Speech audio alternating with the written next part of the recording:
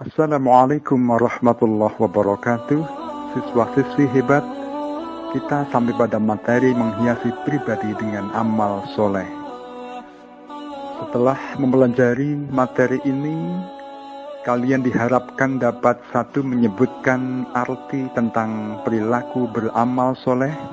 Kedua, menyebutkan dalil tentang perilaku beramal soleh. Tiga, menyebutkan cara menumbuhkan perilaku amal soleh. Dan yang keempat, menyebutkan manfaat perilaku beramal soleh. Dalam Al-Quranul Karim, lafal allazina amanu seringkali diikuti dengan lafal wa'amilus solihati. Mengapa demikian? Karena amal soleh itu harus didasari dengan iman, sedangkan iman harus direalisasikan dengan amal perbuatan yang disebut dengan amal soleh. Jika kita mengaku orang yang beriman, maka tentu kita harus beramal soleh untuk membuktikan keimanan kita kepada Allah Subhanahu wa Ta'ala. Dalam Al-Quran surat Al-Asr disebutkan di sana,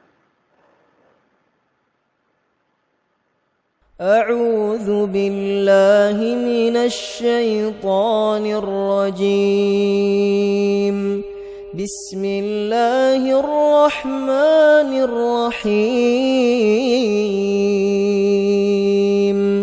والعصر إن الإنسان لفي خسر إلا الذين آمنوا وعملوا الصالحات وتواصوا بالحق وتواصوا بالصبر. Menurut surat Al-Asr ini, bahwa ada 4 golongan manusia yang akan selalu beruntung dalam hidupnya. Yang pertama, mereka yang beriman kepada Allah Ta'ala. Kedua, mereka yang selalu beramal soleh atau mengerjakan amal kebajikan. Yang ketiga, saling menasehati untuk kebenaran. Dan keempat, saling menasehati untuk kesabaran. Dalam surat Al-Zalzalah ayat 7 dan 8 disebutkan, فَمَنْ يَعْمَلْ مِثْقَالَ ذَرَّةٍ خَيْرًا يَرَهُ وَمَنْ يَعْمَلْ مِثْقَالَ ذَرَّةٍ شَرًّا يَرَهُ. Ayat ini menegaskan kepada kita, jika seseorang selalu berperilaku buruk di dunia, ucapannya buruk, pikirannya buruk, tingkah lakunya juga buruk, maka amat sangat rugi hidupnya. Karena setiap amal baik atau buruk meskipun sangat kecil, tetap akan mendapat balasan yang adil dari Allah Ta'ala. Alangkah indahnya jika hidup kita selalu dihiasi dengan amal-amal soleh. Namun harus selalu kita ingat, ada 3 syarat yang harus dipenuhi agar amalan yang kita lakukan sah menurut Allah Ta'ala. Pertama, amal soleh dilakukan dengan mengetahui ilmunya. Kedua, dilakukan dengan niat ikhlas karena Allah. Ketiga, dilakukan sesuai dengan petunjuk Al-Quran dan Al-Hadis. Selanjutnya, kepada siapa sajakah amal soleh itu kita lakukan? Pertama, amal soleh terhadap Allah Ta'ala seperti sholat, zakat, puasa, dan membaca Al-Quran serta haji. Kedua, amal soleh terhadap manusia, melaksanakan hak dan kewajiban kepada sesama manusia, ramah, santun, dan menolong kaum du'afa. Ketiga, amal soleh terhadap lingkungan, alam, yaitu menjaga kelestarian alam, membuang sampah pada tempatnya.